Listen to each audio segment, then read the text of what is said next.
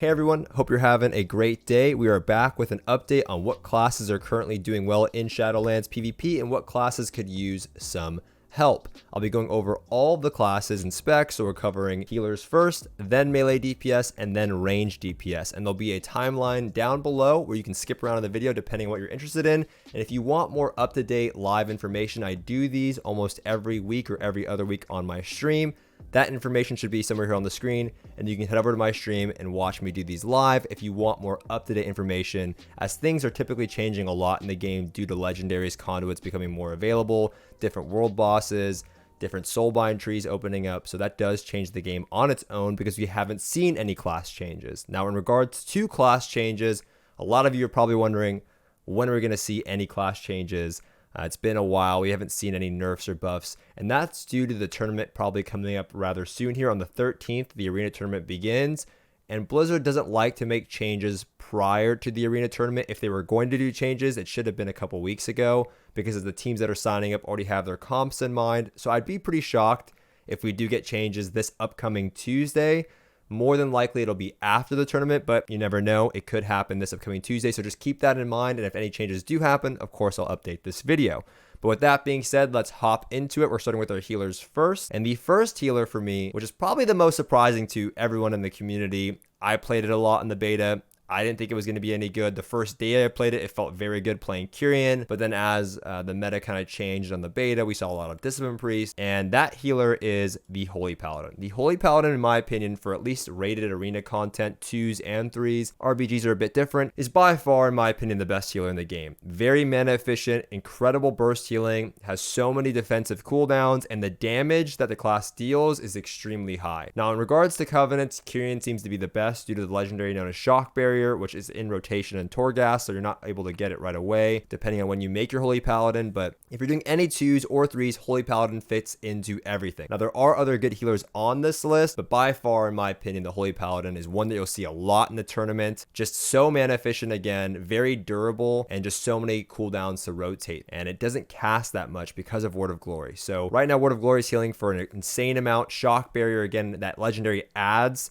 to their consistent healing and their mana efficiency, and I think that just by far makes him the best healer, and you're starting to see that on the charts that you can find on Arena Mate. In the beginning it was Discipline Priest, but now Holy Paladin started to overthrow the Disc Priest, and in regards to the Disc Priest, it is, in my opinion, A tier healer. Again, none of these healers are bad, they're all very good. The Disc Priest is just more situational, it only excels in certain comps. The reason why the Disc Priest is in the A tier is that in a lot of matchups, it does have to play Radiance, and Ultimate Radiance is a very powerful ability with a Conduit buffing it by nearly 50%. But because of the fact that the game is so fast-paced and they have to use Radiance, makes them rather fast when compared to like Holy Paladins per se. And a lot of teams will start to play around that if they can, and just play on your mana bar, and that becomes rather difficult. Now, if you're interested in 2s and 3s, again, it does very well. Situational, better paired with like Ferals, Rogues, or Hunters, things like that. Rogue Mage, obviously being an insane comp, and the Discipline Priest does very well there. But in RBGs, the Disc Priest, I would say, is a very great healer because it does lots of damage, and you can go for drinks more often in RBGs. And it heals through Atonement, so better spread healing. Obviously, Paladin great in like flag carrier maps and things like that. But in general, I think the Disc Priest is a bit more well-rounded in that sense. But even then, I'm sure you're seeing tons of Holy Paladins in RBGs. So Disc Priest, amazing healer, bit more situational than the Paladin, not as flexible. You saw a lot of them at the beginning of the season because everyone thought they were going to be the best healer by far, and they're still very good. They just rather quickly.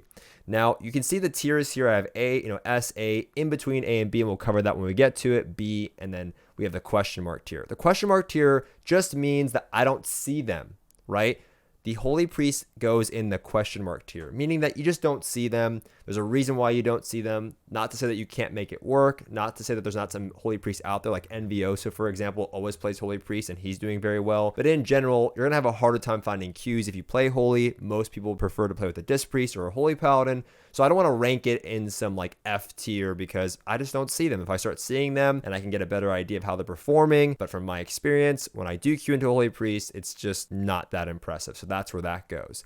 Now, for me, the Mistweaver is going to go into the B tier. I didn't create like D's and F's because Honestly, there's so many good classes that either you see them and they're being played and they are viable, or you just don't see them at all. And that's kind of how World of Warcraft works. Things that are good, you see them being played. Things that aren't, you just don't see them. Mistweaver for me needs a lot of work. It has a lot of fundamental issues in terms of arena gameplay, not the most mana efficient, nothing too impressive in terms of healing throughput. It is solid, but it's nothing crazy, and just lacks a lot of utility. And this is the same problem that Mistweaver's had for a very long time. I used to play this healer for a really, really long time, and I got kind of fed up with it over a while because it just lacked defensives, team utility. It just has Ring of Peace, mobility, and disarm. Nothing impressive. No damage reduction for their allies. Needs, honestly, a rework. The only way that they can fix Mistweaver in the middle of an expansion is what they always do, where they buff Cocoon or they buff its healing. But even then, the issue is that it gets too high. The healing throughput is too high, and then players start to complain about it. Now, for RBGs, Ring of Peace is excellent, and Mistweavers have a lot of mobility to keep up with the pace of the game and move around the map a little bit easier. So I think in RBG settings, Mistweavers aren't going to be bad, but for arena settings, they're just better healers, like the Resto Druid. The Resto Druid is in between A and B. There's nothing wrong with the Resto Druid. I think its toolkit is insane.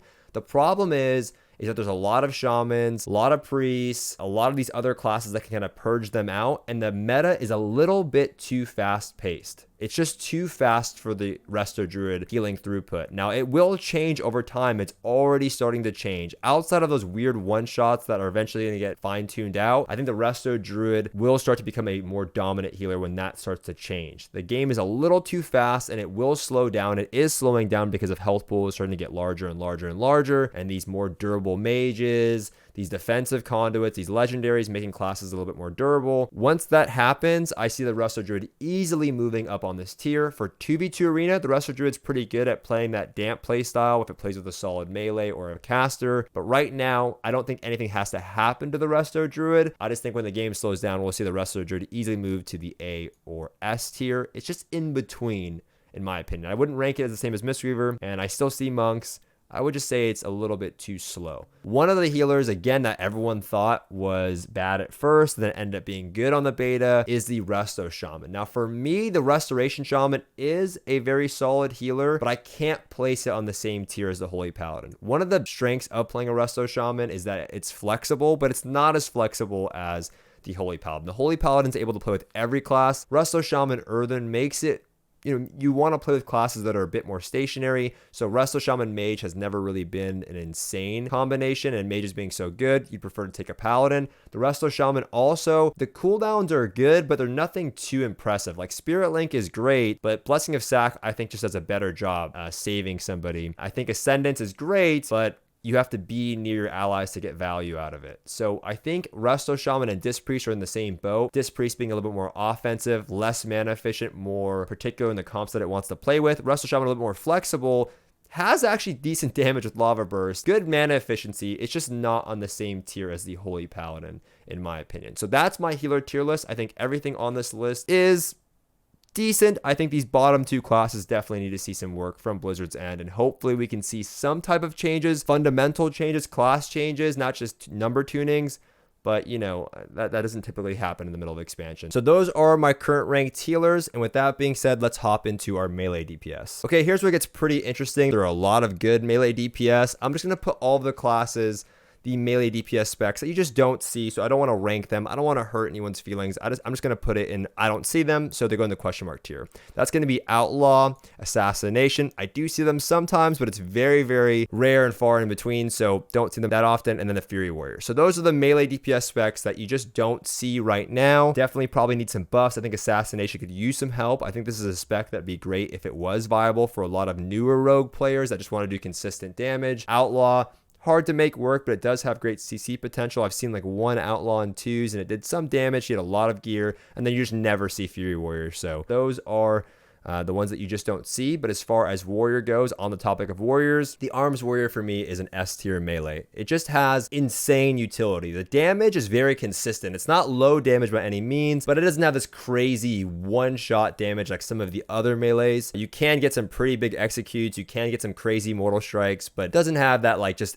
absolute one-shot damage. But that's not what the Arms Warrior does. It's just an insane melee, durable, just crazy utility. So for me, if you're looking to play a melee and you want to be a durable melee and you want to be able to assist your teams with banner, spell reflect, intervene, overwatch reflect, you have like disarm, fear, you have so many, ignore pain, so many utility spells. If you like to be that kind of a melee, the Warrior's for you. The other melee for me that's in the S tier currently is the Windwalker Monk. So these two classes, if you watched my last one of these, my last ranked video, I said that they're very similar. Arms and Windwalker are always in this boat where they kind of like compete with each other because they're very similar. Slows, mortal strikes, and it typically, when you have these two melees so close together, whatever one's performing better is typically the one that you take in your comp. So you would see like Windwalker Fire Mage or Warrior Fire Mage, or Windwalker Shadow Priest or Warrior Shadow Priest. Warrior is more durable and has higher utility, and now the Windwalker is, I would say, slippery. Like it's hard to like kind of lock down,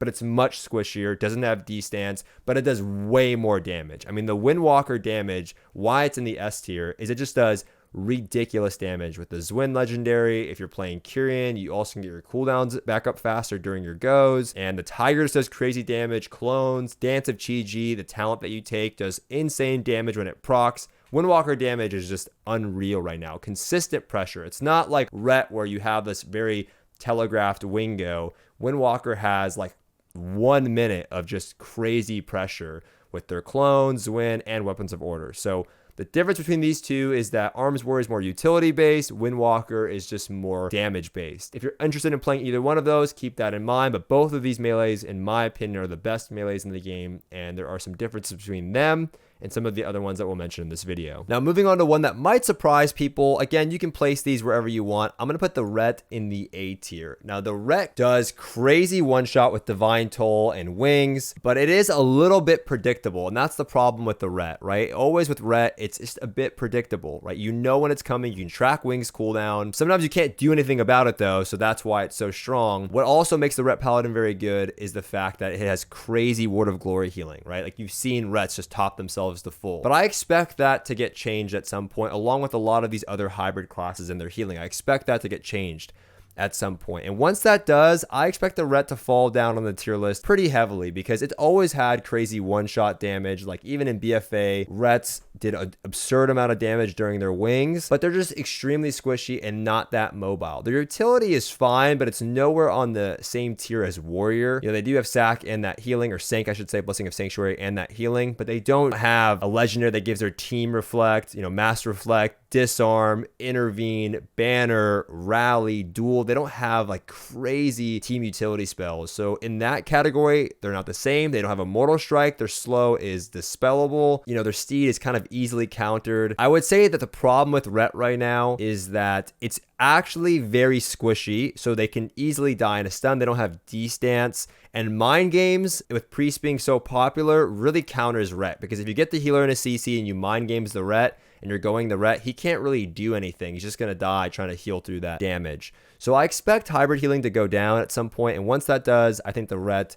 is going to fall on this list, although you do see some Rets, you don't see them on the same level as like Warriors and Windwalkers. So that's where the Ret goes, and in the same boat with the Ret is the Enhancement Shaman. Enhancement Shaman, very similar to Ret, solid team utility with grounding, purge, and ranged interrupt, chain harvest healing. They do a lot of damage on their goes. It's a bit more consistent than Ret. Their healing is very solid. They have Earth Shield, chain harvest healing, and then obviously their instant heals when they have Maelstrom and things like that. But they do, they can eventually run out of mana. Same with both of these classes. Very good. Turbo being an insane comp. Ret Warrior being a very good comp. But the problem is that once that healing goes down on these classes, I expect them to fall down on this list, honestly, pretty dramatically, because they're just way too squishy. And without that healing, they're not that impressive, but they do have that one-shot damage, so that might kind of help them out for a little bit. The next melee for me is the Sub Rogue. The Sub Rogue was easily by far one of the strongest melees earlier on in the expansion when it first came out, because they were just globaling people. They were easily in the S tier. Once that damage has kind of gone down, it's still good damage when they have their symbols, Cold Blood, Shadow Blades. When they have all of that, they have crazy control and they can do a lot of damage, especially if they do have like a really high item level Skulkers. Not everyone's playing that though. A lot of players are just taking BM to be a little bit more durable. The control alone puts them in the A tier. Their ability to play Rogue Mage puts them in the A tier, but they're not as flexible right now as like Warriors or Windwalkers. So you really only have like Rogue Shadow Priest, but you can just play Warrior Shadow Priest. for 3s. Rogue Mage, you can play Windwalker Mage. Rogues are still very good in my opinion. I think they're definitely in this A tier. They're probably like somewhere here. They just don't have that crazy pressure. And I think in order to make rogues a bit more flexible, we need to see something happen for assassination, because right now it's just all about playing setup based comps for rogues. And the damage is good. It's just their consistent damage is very bad. And the way the class works is that they consistently just try to get re-stealths so they can get that opener going again. But not that they're bad at all. Rogue Mage probably one of the best comps in the game, just not as flexible as some of these other melees. So that's why they go there. Another really surprising melee for me is the Feral Druid. I think Feral, again, very similar to Rogue, bit more durable, bit more consistent damage. And the Feral Druid has that hybrid off healing. Unlike Ret and Enhancement, I don't think if hybrid healing gets nerfed, that's going to affect Feral like it is going to affect Enhancement, Shaman, and Ret. I don't think the same issue exists with Ferals. Like, they do have good healing, but they don't really need that like some of these other melees. Feral has a lot of comp options. Feral Warlock, you've seen, like Feral Destro. I know Burns playing that. You see Feral Hunter, like Jungle. You see Feral Fire Mage HPAL right now. Ferals are pretty damn solid. I don't see them getting changed anytime soon. And I know a lot of people are saying, well, what about Convoke? I don't think Convoke has anything to do with Ferals being good. In fact, a lot of Ferals just play Kyrian for much more consistent damage. I know at like some of these mid-tier rated games, you see a lot of people cheesing with Convoke, and it does do crazy damage. I'm not saying that, but even if Convoke gets nerfed, I don't see Feral going anywhere. And I think it's a very, very solid melee in my opinion. Now let's go on to the DKs. Frost Death Knight for me is, I would say, in this in-between A and B tier. Frost Death Knight doesn't have crazy comp flexibility. You do see Frost DK Windwalker. You do see Frost DK Warrior. You do see Frost DK sometimes with like a Ret. I think Frost DK has very good matchups. Like, it can do very good into melees. It's pretty durable and paired with the Warrior, but you don't do good into everything. And that's similar for the Unholy DK, but I would say the Unholy DK, in my opinion, is just really good into some of these caster matchups. And even then, you know, Delirium and Heartstop can be very good into Rogue Mage if you're playing as a Frost DK. So Death Knights, I would say, Frost Death Knights, solid in some matchups. Unholy Death Knights, I think, need a bit of help. I don't think they're as impressive right now, and they just don't have a lot of favorable matchups. But if you are queuing into a lot of melee cleaves, you can find some success playing the Frost Death Knight. The same class that goes into the in-between A and B tier is the Demon Hunter, the Havoc Demon Hunter. I think the Havoc Demon Hunter with the Hunt right now, I've seen it paired with PI. It seems a little gimmicky, but it's a lot of damage. And if you have gear on the Havoc Demon Hunter, you pretty much have the Hunt in your back pocket. And a lot of people are getting better at playing as the Demon Hunter. They are very squishy, so a lot of Demon Hunters opt to take the Double Darkness Legendary versus setup-based stuff, where you can proc a Darkness when you fall below, I believe, 35% health. That does help with their survivability, but it's nothing like BFA Demon Hunter, where in BFA you were just this immortal melee that could just stand in there and just never die. That doesn't really exist with Havoc Demon Hunter anymore. You have to use your mobility to kind of survive. And if you play around the Hunt very well, like Tren does on his stream, you can fake with the Hunt. So, you know, although they can just pop a CD to kind of counter it, if you know you have somebody low and there's a Paladin, for example, and you start casting the Hunt and he's at like 30%, he's just going to bubble it. I don't know if I would do that at lower ratings, but as you get better, you'll find that people will just pre-bubble, they'll just press bubble right away. So you can just cancel your Hunt before it goes off, get the bubble for free, and then you can go on to use it later. And again, I've seen it with PI where you power infuse the Demon Hunter and the Hunt's an instant, it's basically an instant cast. You don't even see the cast, it's just instant, you know, and I've seen it crit for 20k still. Havoc Demon Hunter, good. Feels a little gimmicky, has good consistent pressure, wouldn't rank it anywhere near these other melees, but you can make it work, and I have seen them do quite well in certain scenarios. Now, the last melee we're going to cover here is the Survival Hunter. Survival Hunter, I've seen it in 2s. You just don't see them that often in 3s, but I have seen it in 2s, so I will put it on this B tier list. Doesn't have the craziest of damage. It's okay. Has that consistent CC, but the reason why you don't see them is that any Hunter right now is mostly playing Marksman Hunter. So because of that, you just don't see them that often, but they have use cases in 2s. I think you're better off playing Marksman, but if you are a big Survival fan, you can get some games on it. You might find some queues. But I do think that spec needs a bit of work. Something needs to be done with the pet falling too easily. I know some good hunters are able to keep their pet alive for quite some time by dismissing it and all these other things. But even then, I feel like for the average person, it's kind of hard to manage if it falls over that easily and the cast time is so long. All right, with that being said, let's hop into our range DPS. And there are a lot of great range DPS to choose from. It's starting to shift. The meta is starting to shift towards this like caster wizard cleave where you just see tons of double casters. And I think as the game slows down, we'll see more and more and more of them.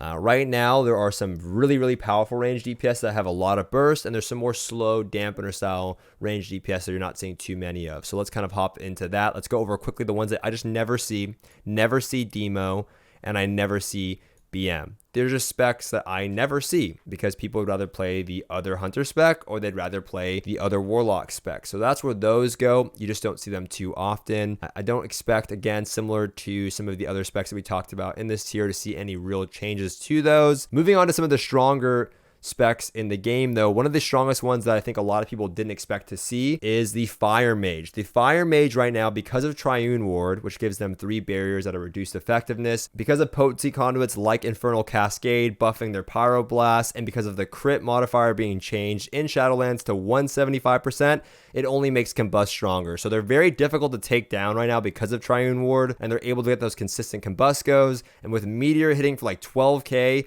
you can die in the first like global of Combust if it's set up correctly. And there's some meme builds too with Pyroclasm and things like that for Fire Mages. So right now, Fire Mage, strongest mage spec. Unlike Fire Mage, that's very bursty and has multiple schools to work with for instant CC, like DB, Dragon's Breath is insane for landing CC. Unlike that, you have the Frost Mage. Nothing really wrong with the Frost Mage. Frost Mage does excel when the game slows down. The game's just too fast for the Frost Mage, right? You don't have Cauterize to kind of save you from that random one-shot ret damage. If you get locked on Frost, that's not good because you can't block, different than Fire. You don't have that DB that helps you get those sheep. So overall, I feel like Frost Mage, nothing wrong with it. Game is just too fast paced. As far as Arcane goes, don't see them that often. They do have a bit more, I think, damage on their goes as Arcane. But again, similar to Frost, you just don't see them that often. I see them more than Frost. But right now, everyone just wants to play with Fire because that's how the game works. You get to pick your partners. You get to pick what you play with. There's no solo queue. So people just play the best specs. And that's where I would rank Frost, Fire, and Arcane.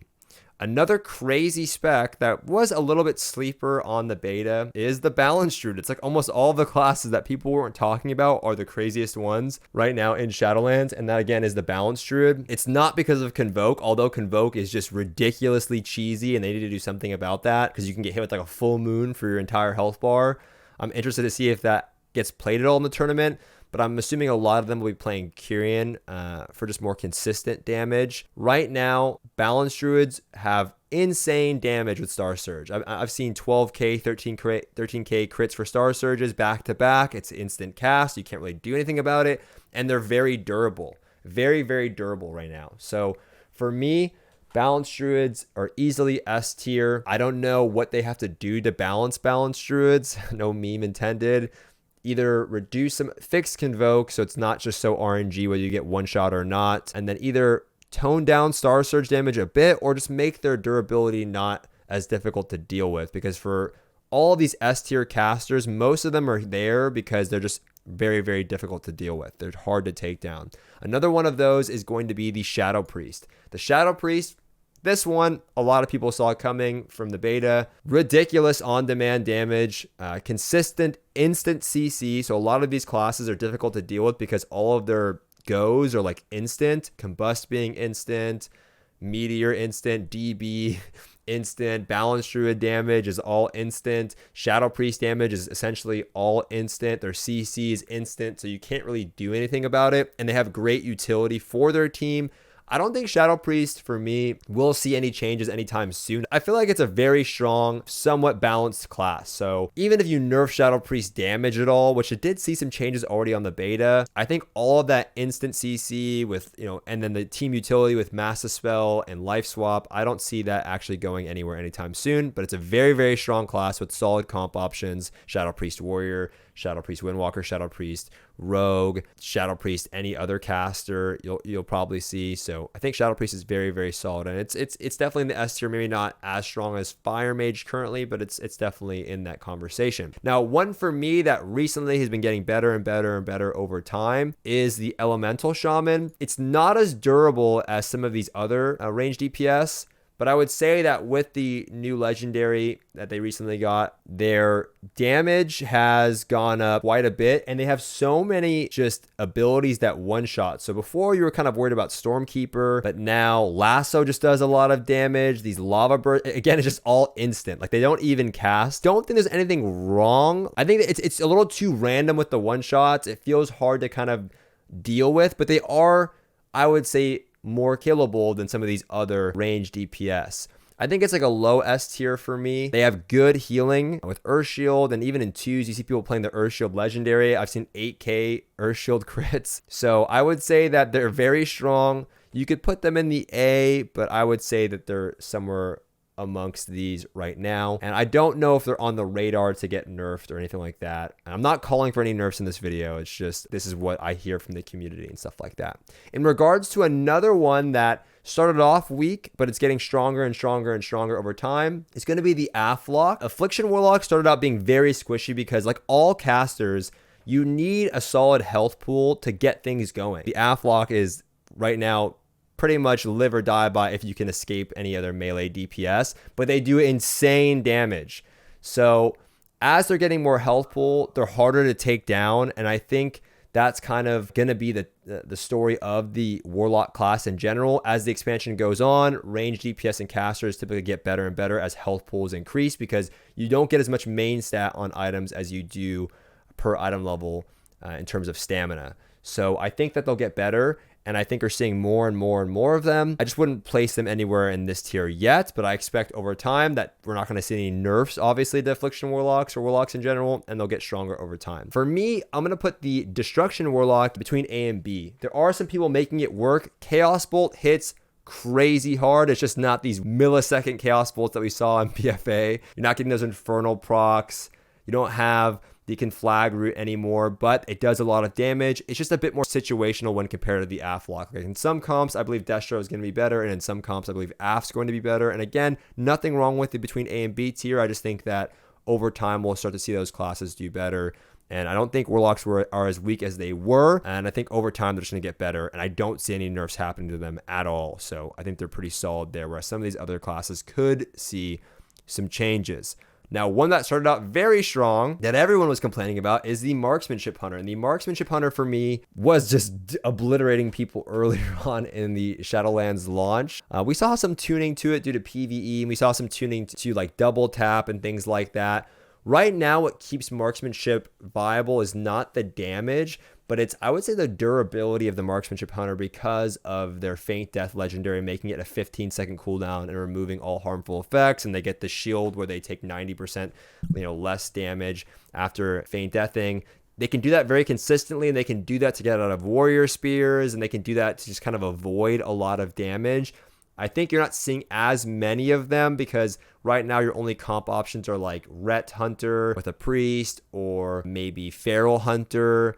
But some Ferals are opting to play with Mages and things like that. I think Hunter is still very, very good. I think it does a lot of damage. I think it's a very solid range DPS, and it's very durable. So I think it deserves that spot on the list. And that's all of them. So for me, I think range classes have a very nice spread here. Again, you can move, maybe LE down to the A tier, but overall, I think there are so many good classes in the game currently that you can really have your choice at them. I would like to see some tuning now. It's been a while. I'm hoping that after the tournament, we see some tuning. Hopefully not before, because of the players that are competing. It really wouldn't be that fair. Blizzard should have done it maybe a week ago. But there are some things that do need to see some changes. Again, you can expect to see changes either this Tuesday or following the tournament, and I will update you guys then. But I'm liking the meta so far. There are some one-shots that need to kind of go. It's a little just too gimmicky in some scenarios, and I'd like to see some slow adjustments there. But overall, I think it's a pretty solid, well spread out meta